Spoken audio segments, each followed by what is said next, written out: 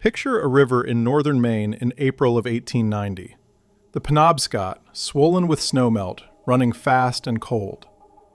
Now picture that river, bank to bank for 10 miles, completely covered with logs.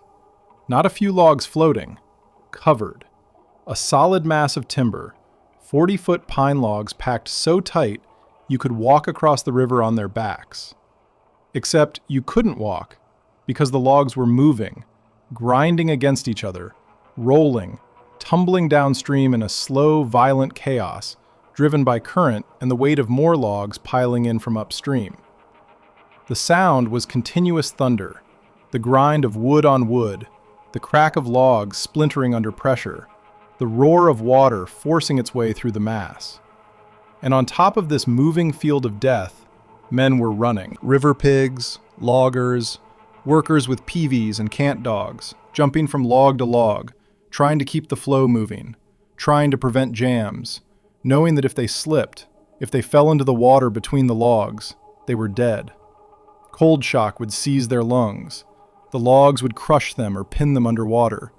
Their bodies, if recovered at all, would be found weeks later, miles downstream, broken and unrecognizable. This wasn't an accident. This wasn't a disaster. This was the system. This was how America moved timber from the forests to the mills, before railroads reached the interior, before trucks existed, before any alternative was economically viable. Between roughly 1840 and 1930, over 200 million logs were floated down the rivers of Maine, Michigan, Wisconsin, Minnesota, and the Pacific Northwest. 200 million individual pieces of timber, each weighing a ton or more, sent down rivers in spring floods, guided by men working in conditions that guaranteed casualties. Towns along these rivers lived in fear during the drive season. When the logs came through, you evacuated your livestock, you moved valuables to upper floors, and you hoped the jam wouldn't form at your doorstep, because when jams broke, the release was explosive, and anything in the path was destroyed. This is the story of the log drives. Not the statistics, not the romance, but the chaos. The system that worked only barely. The disasters that were inevitable. The men who died by the hundreds, doing work that was necessary and suicidal in equal measure. Let's start with why. Because you can't understand the madness of the log drives without understanding that there was no alternative. The forests where America's timber grew in the 19th century were inland. The pine forests of Maine, the Adirondacks, the Great Lakes region, the Pacific forests, they were 50, 100, 200 miles from the mills, from the ports, from the markets. There were no roads. The terrain was rough, roadless wilderness. Building wagon roads was prohibitively expensive and slow. Railroads hadn't reached the interior timberlands yet. That would come later, in the 1880s and 90s in the Great Lakes, the 1900s in the Pacific Northwest. But before rails, the only way to move massive volumes of timber long distances was water. Rivers were nature's highways. They ran from the interior forests to the coast, or to mill towns downstream. They had current, free motive power, and logs, cut from trees, floated. Not well, not reliably, but they floated. Pine, especially white pine, the most valuable species, had a specific gravity less than water. It would float with a portion of the log above the waterline. Other species, spruce, some firs, floated lower, but still floated. So the system developed naturally. Cut the trees in winter when the ground was frozen and the logs could be skidded on snow. Stack the logs on the riverbanks. Wait for spring. When the ice went out and the river swelled with snowmelt, roll the logs in and let the current carry them downstream to the mill booms, the sorting and holding areas where the logs would be caught, sorted by ownership, and sent to the saws. Simple in concept, catastrophic in execution. The economic necessity was absolute. A logging company might have 50 million board feet of cut timber stacked on the banks of the Kennebec, or the St. Croix, or the Wisconsin River. That timber represented a year's work. hundreds of thousands of dollars in value, and it was worthless sitting in the woods. It had to reach the mills, and the only way to move that volume, that distance, in the narrow window of spring high water was the drive. The alternative was bankruptcy. So the drives happened, every spring, on every major river in every timber region for nearly a century. And every spring, men died. The system, when it worked, was a marvel of coordination and controlled chaos. Through the winter, the logs were cut and hauled to the riverbanks. They were stacked in massive piles, rollways they were called, logs arranged on slopes so that when the time came, they could be rolled into the water quickly. Each log was stamped with a company mark, a brand hammered into the end, identifying ownership. This was crucial because multiple companies used the same rivers. Downstream at the booms, the logs had to be sorted by mark and diverted to the correct company's mill. The sorting was done by hand, men with pike poles working from small boats, reading the marks, guiding logs into different channels. But that was the end of the drive. The beginning was chaos. Ice out was the trigger. Through the winter, the rivers were frozen solid. In late March or early April, depending on the weather, the ice would start to crack. You'd hear it at night, deep, booming sounds as the ice sheet fractured.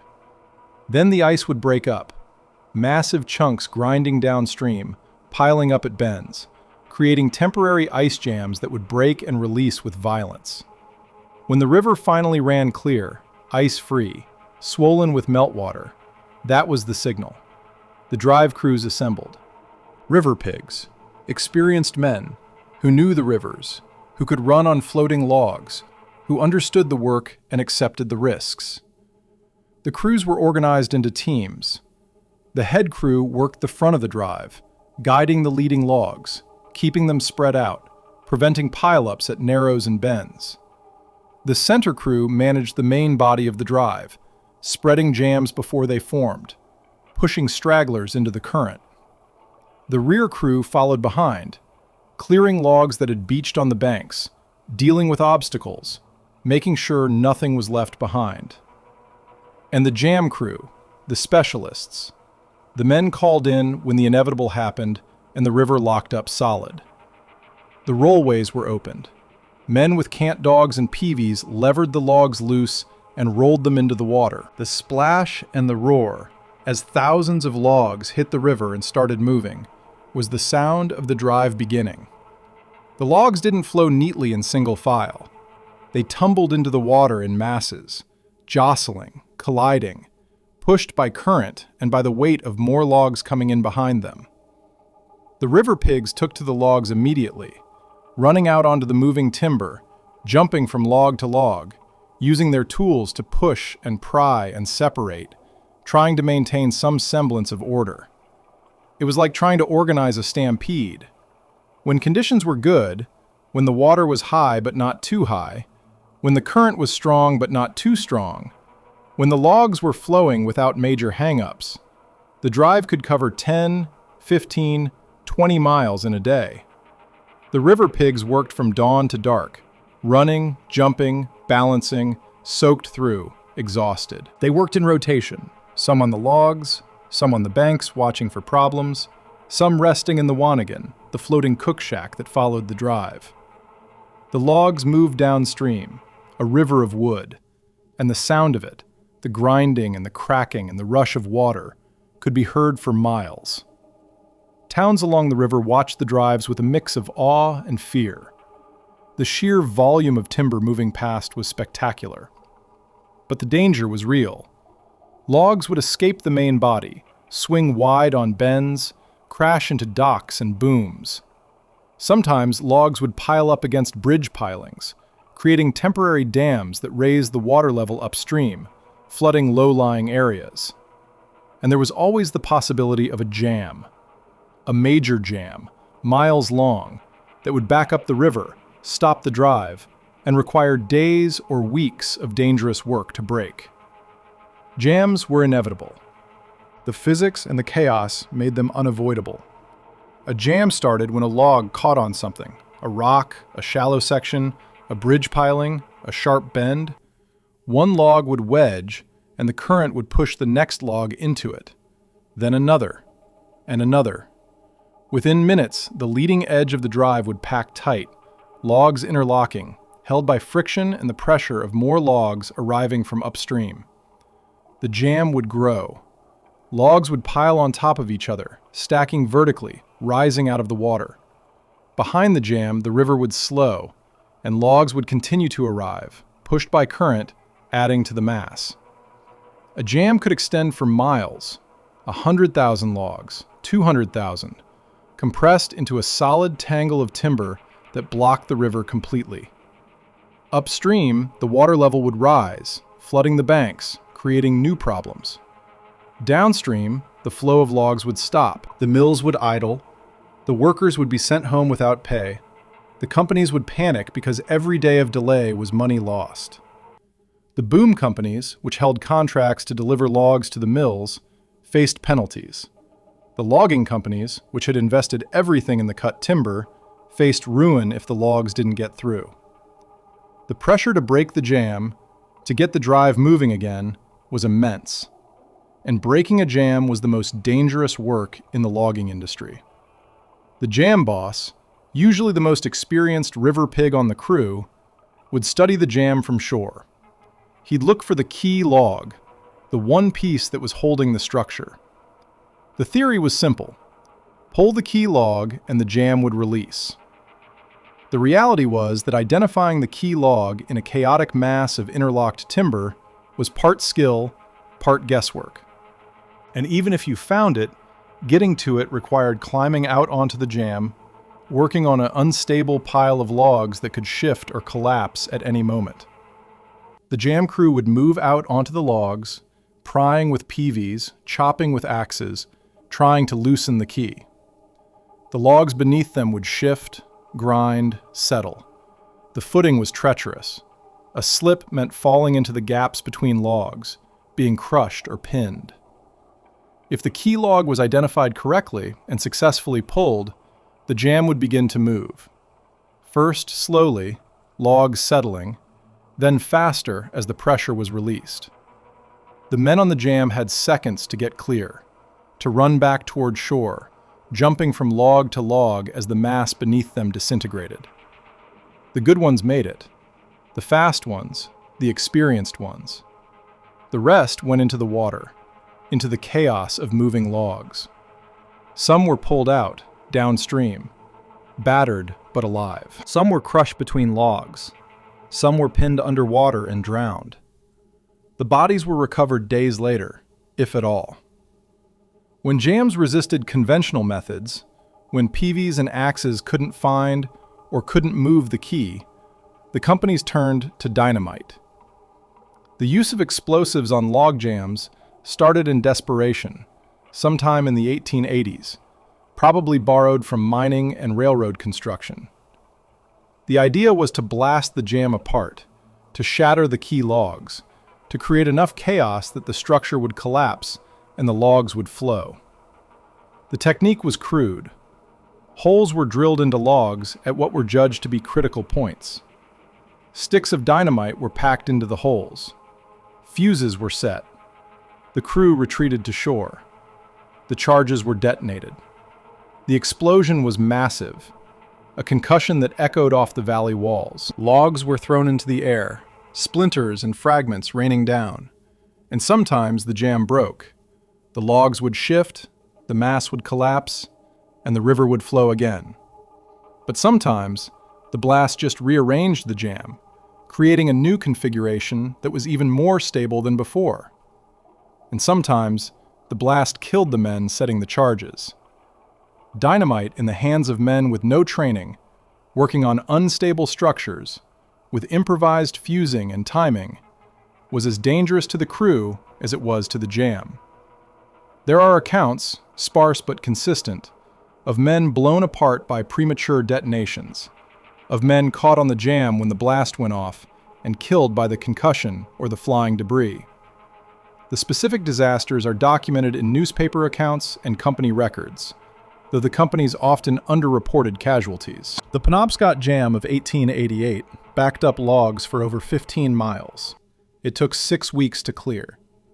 The methods used included hand crews, horse teams pulling key logs with chains, and eventually dynamite. At least 12 men were killed during the clearing operation. Crushed, drowned, one killed by a dynamite blast that detonated while he was setting the fuse.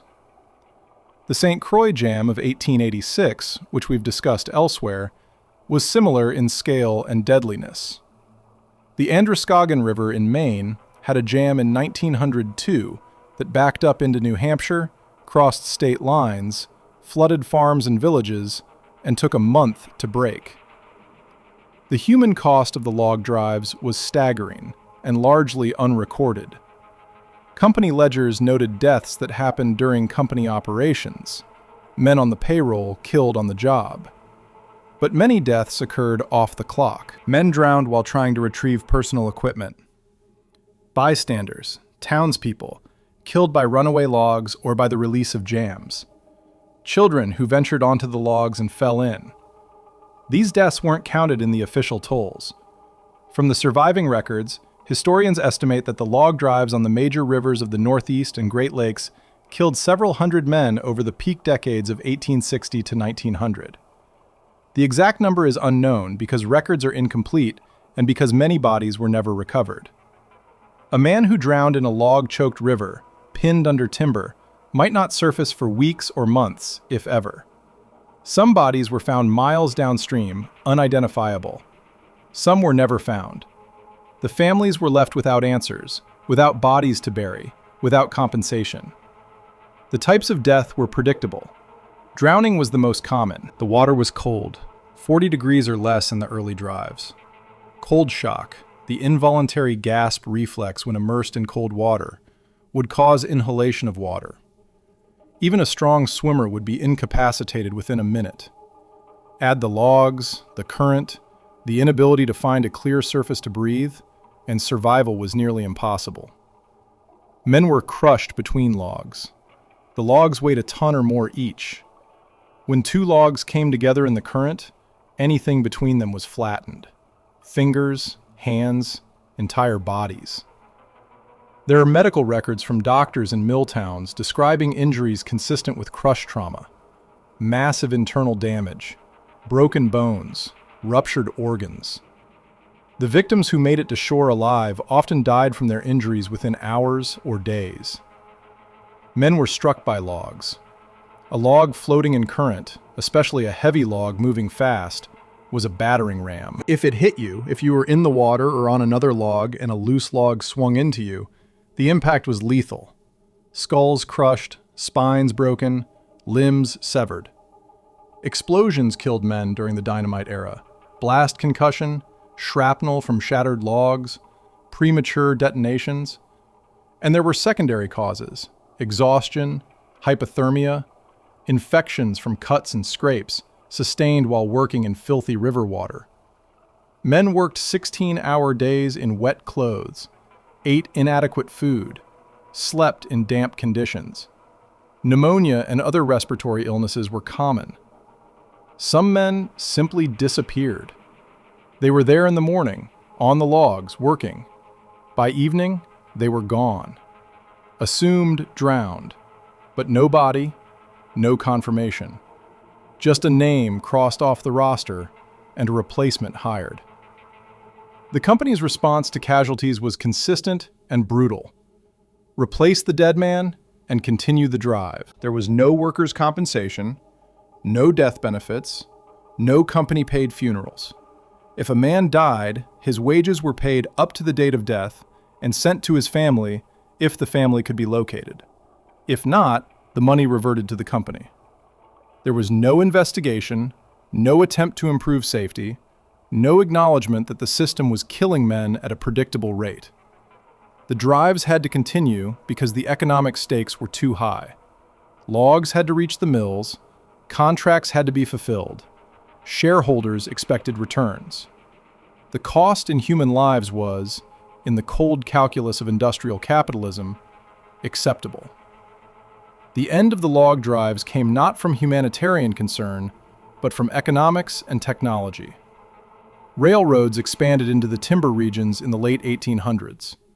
Logging railroads, narrow gauge lines built specifically to haul logs, reached deeper into the forests. By the early 1900s, it was possible to load logs onto flat cars and ship them directly to mills, bypassing the rivers entirely. Rail transport was faster, more reliable, less dependent on weather and seasonal water levels. The logs didn't get lost, they didn't jam, the companies didn't have to hire river crews or wait for ice out. The economics shifted in favor of rail. Then came trucking. In the 1920s and 30s, as roads improved and trucks became more powerful, log transport shifted again. A truck could go anywhere a road could be built. It was flexible, controllable, independent of rivers. By the 1940s, the log drives on most rivers had ended. Some rivers held out longer. The Penobscot in Maine had drives into the 1950s. A few rivers in Canada had drives into the 1970s, more for tradition and nostalgia than for economic necessity. But the era was over. The last generation of river pigs, the men who had run the logs, grew old. Some talked about the work, told stories in bars and around campfires, stories of jams and drives and men who didn't make it. Most stayed silent. The work had been too hard, too traumatic, the memories too painful. What remains today are scars and fragments. The rivers themselves still show the impact. In some sections, you can see where the banks were eroded by decades of log drives, where the channels were altered by the volume of timber. Dredging operations in the 1950s and 60s pulled up thousands of sunken logs, timber that had waterlogged and sunk during the drives. Some of this wood was salvaged and milled. Some was left on the banks to rot. Divers today still find logs on the river bottoms, preserved by cold water and silt. Logs that sank 100 years ago and are still there, stamped with company marks that no longer exist. The environmental damage was significant. Spawning grounds for fish were destroyed by the drives, the gravel beds buried under bark and wood debris. River ecosystems were disrupted. Some species never recovered. Regulations were eventually written. Boom standards, requirements for safety equipment, restrictions on the timing and volume of drives. But the regulations came late, after most of the damage was done, after most of the men had died. There are no memorials to the river pigs, no monuments, no plaques, no national recognition of the men who moved 200 million logs down wild rivers and died doing it. There are small local museums, logging museums in Maine and Michigan and Minnesota that have exhibits on the log drives, photographs, tools, peaveys and cant dogs, maps showing the drive routes. But the emphasis is on the industry, the economics, the timber. The human cost is mentioned briefly, a sidebar, a footnote. The graves, where they exist, are scattered in small cemeteries in mill towns and logging camps. Simple stones, names, and dates, no indication of how they died. Some graves are unmarked, the wooden markers long since rotted away. The families knew, the communities knew, but the knowledge faded. Within a generation, the log drives were history. Within 2 generations, they were forgotten. Modern log transport is clean, controlled, safe by comparison. Logs are cut, loaded onto trucks, driven on highways to mills. The logs don't touch water unless they're being stored in mill ponds. There's no chaos, no danger, no men running on floating timber in freezing rivers. The efficiency is incredible. But something was lost in the translation. The scale of the achievement, moving 200 million logs, hundreds of miles, using only water and human labor, is hard to grasp today. The courage, or the desperation, required to do that work, to run on logs in a spring torrent knowing you might not make it to shore, that's outside our modern frame of reference. We've sanitized it, made it safe, And in doing so, we've forgotten what it cost. So here's to the river pigs, the men who ran the logs on the Penobscot and the Kennebec and the St. Croix and the Wisconsin and the Androscoggin.